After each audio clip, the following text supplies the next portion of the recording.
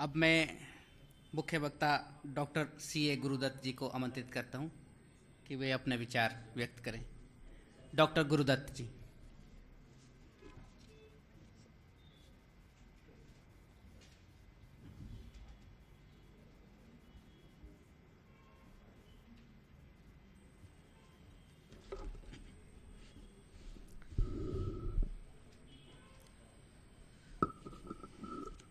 Respected chairman of the session, dear friends, at the outset, I would like to submit my heartfelt thanks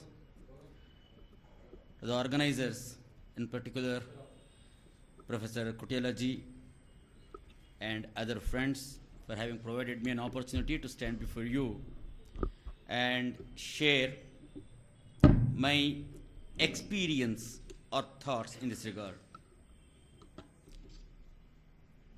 Basically, I am a teacher, proud to be a teacher.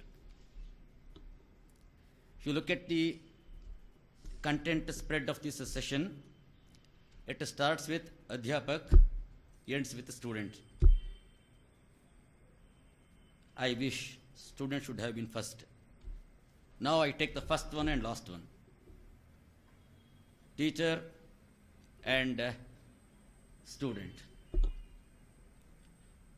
Now, the very unfortunate thing today is both these lots are totally confused.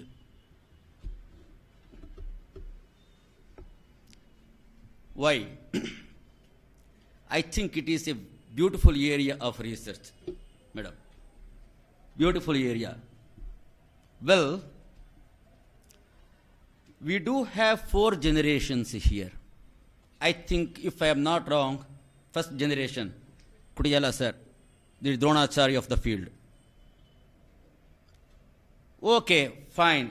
Let me take myself as a second generation, along with Risud or Madam. Third generation may be Dr. Shashikala or Monica, Dr. Monica. Fourth generation may be some friends sitting there back. If we go back to our school days, if we remember our teachers, whether the present generation is blessed with getting the teaching of the teachers what we had, I think the honest answer could be, sir, it is 0? Yes, sir. Of course. Why? There, that was different. They embraced teaching not as a trade, not as a profession even. It was their jivan. Today it is different. Even a teacher looks at that as a job. The moment we call it job, sanctity gone. I would like to be little blunt on this, but it is not that easy to change the situation. Friends, I would like to cite one beautiful poem of a Kannada poet who wrote this around 1200 AD, say roughly 800 years ago. It's a great man, Harihara. He identifies the shifts in the values like this. I translate that into Kannada after English. First, I place before you the original thing. Satyadol Guru Shishyange Badidu Buddhiyam Pelidanu Agali Mahaprasade Vendanaya. Next. Tretayol Guru Shishyange Baidu Buddhiyam Pelidanu Agali Mahaprasade Vendanaya. ದ್ವಾಪರದೊಳ್ ಗುರು ಶಿಷ್ಯಂಗೆ ಝಂಕಿಸಿ ಬುದ್ಧಿಯಂ ಪೇಳೆದನು ಆಗಲಿ ಮಹಾಪ್ರಸಾದವೆಂದನಯ್ಯ. ಕಲಿಯೊಳ್ ಗುರು ಶಿಷ್ಯಂಗೆ ವಂದಿಸಿ ಬುದ್ಧಿಯಂ ಪೇಳಿದನು. ಏನು ಪೇಳಲಿ ನಿನ್ನ ಕಲಿ ಪ್ರಭಾವವ. Says we believe in 4 yugs. Treta Yug, known to be the yug of purity. There, the guru had the privilege to beat the student and teach. Then, next yuga came, Satya Yuga. The guru could not beat because he could not afford to beat. He could scold the student. Then Dwapar Yuga came. What he could do best? He could convince him, tells him, okay, beta, learn this, this is the thing. But now in Kali Yuga, the guru shall first salute the student and then teach, otherwise he can't survive. This he told 800 years ago. It looks a little sarcastic, but I think there is some truth in it. The compulsions are there wherein students, the teachers need to come down, set themselves to the demands of the students and do it. Ultimately what happens? We create a set of students who get into the remaining areas, may become a journalist, may become an activist, may become a samshodhak, or whatever it is. Ultimately, what is the outcome? The crop is according to the seed. Having put the service for about 3 decades and more, I sincerely accept the responsibility of a failure if my student has failed in his profession or career, whatever it is. It is the teacher a reason, not the student. Not the student. Then, dear friends, if you come to the curriculum where we are today, few years ago, not days, few years ago, I happened to take part in one Board of Studies meeting. Their serious discussion was going on whether to have the professional ethics as a paper or not. If I can recall the memory of senior friends here, I think they did not have this paper at all by name professional ethics or whatever it is. It was not there, but it was an inbuilt aspect of the syllabi, and the teachers taught that. But when I strongly argued for this, the honorable members, they were arguing, why this, sir? What is it you are telling? What is the use of telling the ethics? No, let our student be competent in the market. We make them more and more professional, computer savvy, technically they should be sound. Why do you waste 4 hours a week to teach some nonsensical thing like this? What to answer? Now I bring law also. Primary, I belong to law fraternity. Yes, Bar Council of India made this a subject, professional ethics a subject, as a compulsory subject in the year 1999. Till then it was not there. Yes, off the record you can put that in the hierarchy. There are 4 segments in the society who are dared enough to break law, if not scant respect to the law. Politicians, whom we call lawmakers, lawyers, who interpret laws, journalists, and 4th one, the enforcement authority, police. Always they take the law for granted, society for granted. Please tell me how many lawyers file income tax returns. Which officer is dare enough to question him? If he is on the road, a traffic police stops him, he asks him for driving license. If the gentleman says, I am a lawyer, okay sir, you go. He will not ask. Press people, even he will not say, because that paper there, no, press. You have got PRESS, 5 letters, sufficient. No one on this earth can question you because you are above anything. Remaining to police and other people, I need not tell anything. My dear friends, now the most compelled thing is we need to create that, we need to sensitize our students on these things. I tell you, these students are very good. They're very good. We can mold them. But unfortunately, what is happening, the present pedagogy, look, if you take a 3-year course, you may call it a BA in journalism or BJMC or whatever it is, it spreads for about 120 credits, to put together 90 to 120 credits, wherein this professional ethics is taught as a subject for 4 credits, that is one subject. The remaining, we make them very competent on new media, computer, this, that, graphics, advertisement, everything, they're very good. But so far as the basic aspect is concerned, if a straight question is asked to the student who comes out of the university, yes, what is your role in the society? He may not be able to give correct answer. This is the problem. This is the problem. Yes, I shared that with you. Few days ago, we were interviewing a batch of candidates. Just I asked one student, my dear student, fine, I give you a small problem. You teach your students. What is your idea? Your student asks you, Madam,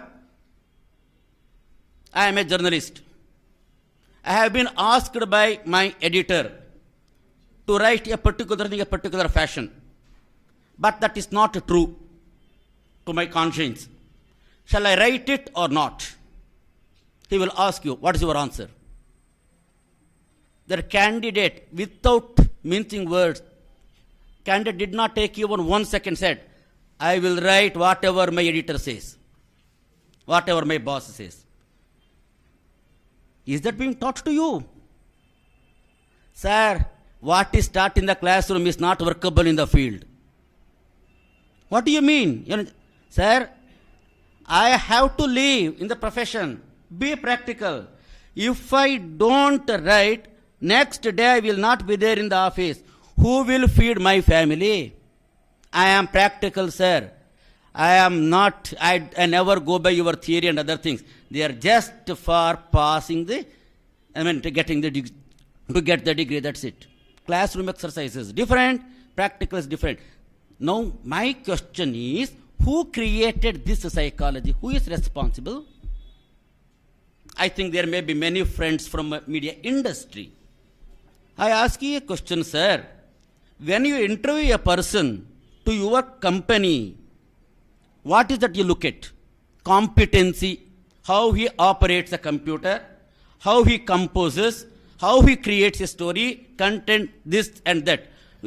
Do you ever ask one question about his integrity?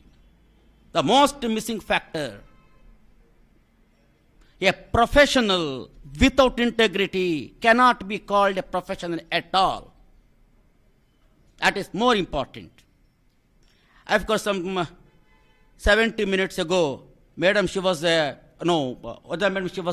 sharing her experience. It is possible. I do have lawyer friends who have shared that with me, who can go have very dignified practice without any deviation. They need not tell anything, lie in the court. Not necessary. There is a bad presumption that, always lawyers, they lie. They are not lawyers, they are liars. It is wrong perception. It is not necessary. But there is a way how they can interpret, how they can make use of the law.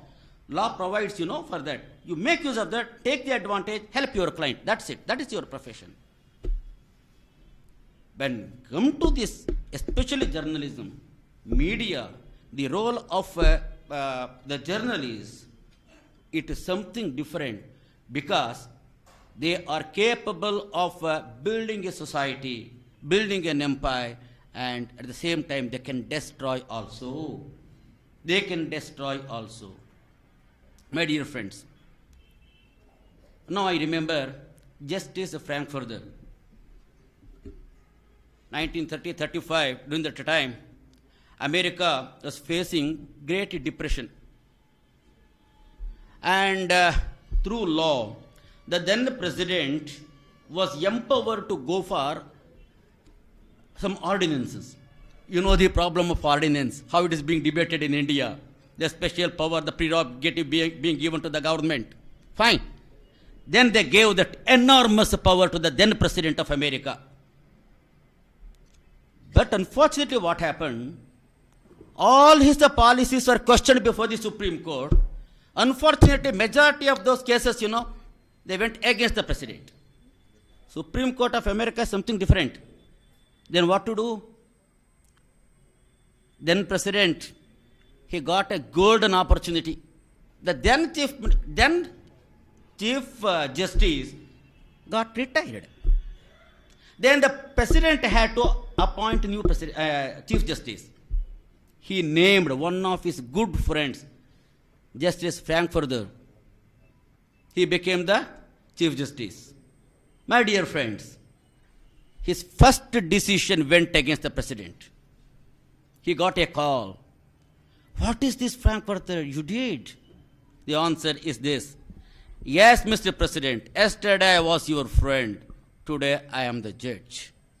My fidelity is only towards my people, Constitution, to nobody. This is the integrity of a professional. How many people do have that?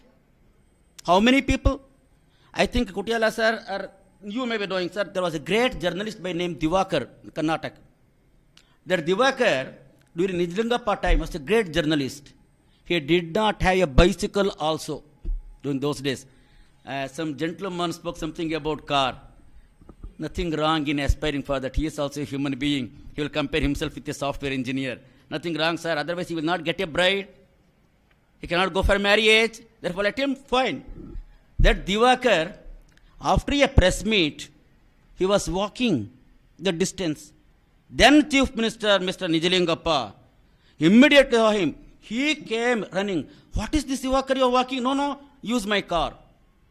Then that gentleman told, I am sorry, I am not supposed to use your car. That is Chief Minister's car. That is not a car for a common man. I go it. And of course, they were very good friends. He walked the distance. In that press note, in the reporting, he criticized the Chief Minister like anything. Next morning, Mr. Nijalingappa called him. What is Divu? He used to call him Divu. What is Divu you did? What is the wrong I have done? What is the crime I have done? Then Divakar says, Mr. Chief Minister, can you at least understand the liberty of a journalist? I think now you can understand why I did not accept your invitation yesterday. No, this is the guts of that gentleman. Since they were very good friends, Mr. Nijalingappa offered him one house using his discretionary quota. Mr. Divu, take this, at least not for you, for your wife and children who are like my sister and my own children. Why they shall suffer for your please take it. He said, no, I am a journalist. I should not accept. My ethics never allows me to accept any kind of gift from anyone. Friends, recent back when we conducted a press note, when we extended invitation, the very first request was how many cars you are sending to pick up and a drop. Sir, look. Now question is, res ipsa loquitur. The thing speaks for itself. Today, Makanlal University, through Professor Kutiala ji, we have forced to go for a conference, a Vichar Manthan for 2 days on a thing. What is that? Ethics, which is an inbuilt value of this society, which we have nurtured for such a long time. It's a shame on our part. But what to do? We have reached that level. A time may come when we may have to go for discussions weeks together, months together. I do not know. I am afraid of. But these are all the compulsions, societal compulsions, impact of globalization, communication, lot of things. My own son tells you, Papa, it's all right, that is your age, you do it. It is my age, I do it. What to do? Generation gap is there. Demands are different. Exposure is different. This totally different. However, we cannot compromise with the basic aspects because society expects something from we professionals. This is what we call legitimate expectation. What is their expectation? Yes, he should be loyal, he should be this, that, that. But on the other hand, when you ask the same society, okay, my dear friend, society, you are expecting it, but have you created the same situation? No. No. So, we are facing paradoxical situations, dichotomies in approach. It is very difficult. However, since morning, we have been discussing a lot of things on ethics. Fine, from one side, how ought to be. From the other side, when we look at the society, what society expects from us and what is its contribution towards this, I think we may have to think, discuss more on this. Once again, I thank all the organizers for having provided me an opportunity. Sir, I think I am on time. Thank you.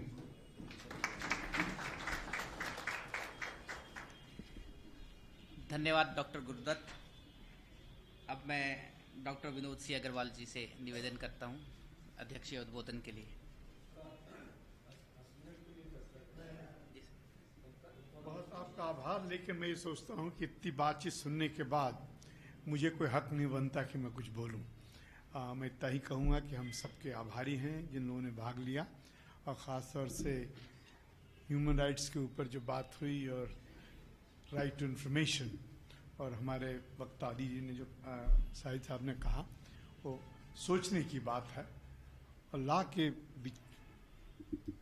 संदर्भ में बहुत आवश्यक है कि हम देखें कि जो आर्केक लॉज हैं हमारे, जो 1879 में बनाए गए थे, इस विषय में मैंने पत्र भी लिखा माननीय प्रधानमंत्री को, जिसकी कोई आवश्यकता नहीं।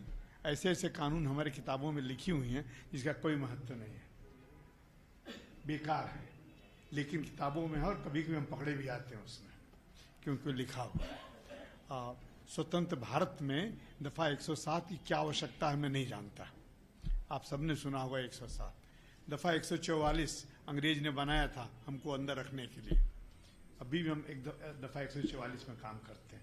तो इस तरह से बहुत से ऐसे कानून हैं जो एथिकली रॉन्ग हैं, हर तरीके से रॉन्ग हैं।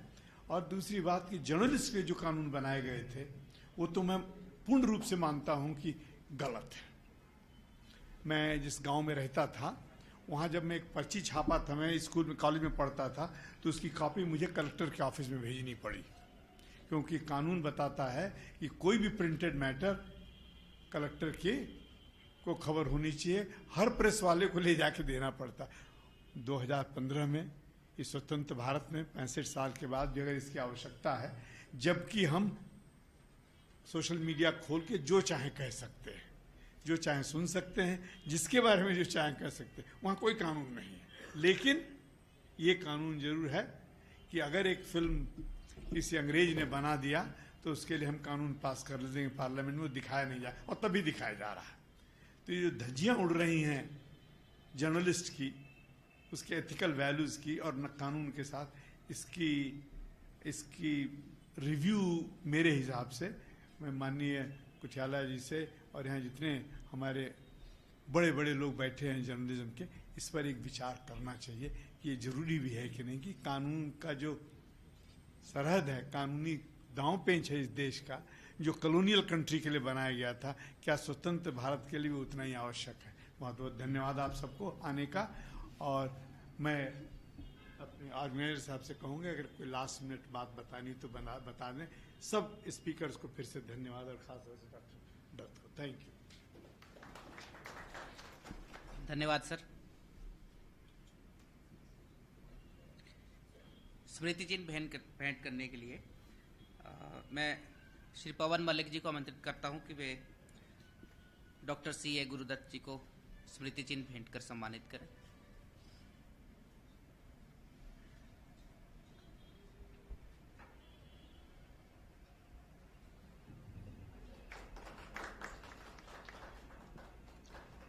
मैं आज के वक्ताओं को सम्मानित करने के लिए डॉक्टर विनोद सिंह अग्रवाल जी जो अध्यक्षता कर रहे हैं उनसे निवेदन करता हूं कि डॉक्टर शाहिद अली जी को स्मृति चिन्ह भेंट कर सम्मानित करें।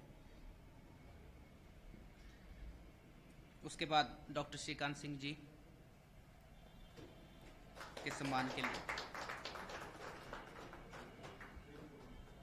ठीक है। अच्छा ठीक है। डॉक्टर पवित्र श्रीवास्तव जी,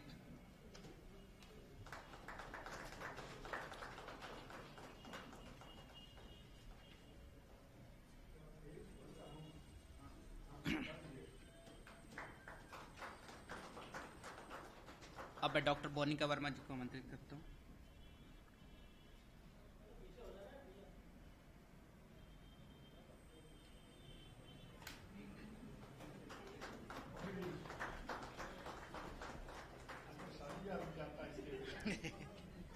श्री शर्मन नगेले जी को भी मैं आमंत्रित करता हूँ कि वे स्मृति चिन्ह ग्रहण करें। ये सत्र समाप्त होता है। आगे की घोषणाओं के लिए मैं श्री संजय द्विवेदी जी को आमंत्रित करता हूँ। आप सबने जिस धैर्य से इस परिसंवाद में हिस्सा लिया है उसके लिए आप सबका आभार। कल के लिए सूचनाएं मैं आपको बता रहा हूँ। कल हमारा पहला सत्र 10:30 बजे प्रारंभ होगा। 10 से 10:30 यहाँ पे चाय रहेगी, आप आपस में मिल भी सकते हैं उस दौरान। तो 10 बजे सभी प्रतिभागियों से आग्रह है, अतिथियों से आग्रह है कि वो सब कल 10 बजे आ जाएं। चाय के पश्चात 10:30 से 12 का पहला सत्र होगा और ये चौथा सत्र होगा इस सेमिनार का, जिसमें मीडिया वृत्तिज्ञों के मूल्य के अंतर्गत संपादक, उपसंपादक, रिपोर्टर, लेखक, मीडिया प्रबंधक और फिल्म निर्माताओं के मूल्य पर चर्चा होगी। इस कार्यक्रम के मुख्य वक्ता डॉक्टर रामजी त्रिपाठी दिल्ली से पधारे हुए होंगे और कार्यक्रम की अध्यक्षता डॉक्टर रमेश चंद्र त्रिपाठी लखनऊ से पधारे हुए करेंगे। इस सत्र के वक्ताओं में श्री विजय मनोहर तिवारी, श्री आशीष जोशी, डॉक्टर अविनाश वाजपेयी, डॉक्टर सौरभ मालवीय, श्री सुरेंद्र पाल, श्री अनिल द्विवेदी रायपुर होंगे और इस सत्र का संचालन श्रीमती रजनी नागपाल नोएडा परिसर से यहाँ पधारी वो करेंगी। समापन सत्र 12 से 1:30 बजे संपन्न होगा। इस कार्यक्रम के मुख्य अतिथि श्री एस.के. मिश्र जी, प्रमुख सचिव और आयुक्त जनसंपर्क होंगे। मुख्य वक्ता के रूप में श्री अनूप स्वरूप, कुलपति जागरण लेक सिटी यूनिवर्सिटी भोपाल उपस्थित होंगे। इसकी अध्यक्षता हमारे कुलपति प्रोफेसर बृजकिशोर कुठियाला जी करेंगे। इस सत्र का संचालन डॉक्टर अनुराग सीठा करेंगे और इस सत्र में श्री लाजपत आहूजा जी भी उपलब्ध रहेंगे। आप सबसे आग्रह है कल आप जिस तरह से आज आपने अपना सहयोग किया कल भी करें। आप सब चाय के लिए सादर आमंत्रित है। उसकी पूरी एक सूचना है कि रात्रि में 8 बजे आप सबके लिए जो इसके आयोजन में आए हैं, बाहर से अतिथि आए हैं, हमारे जो विश्वविद्यालय परिवार के लोग हैं, वो सभी लोग जो व्यवस्था में हैं, वे आज 8 बजे विंडसर वेव में उनके लिए भोजन पर माननीय कुलपति जी ने सादर आमंत्रित किया है। तो आप सब रात्रि भोज में भी हिस्सा लें। आप सबका सादर आमंत्रण। आप सब चाय साथ में लेंगे। बहुत बहुत आभार आप सबका। नमस्कार।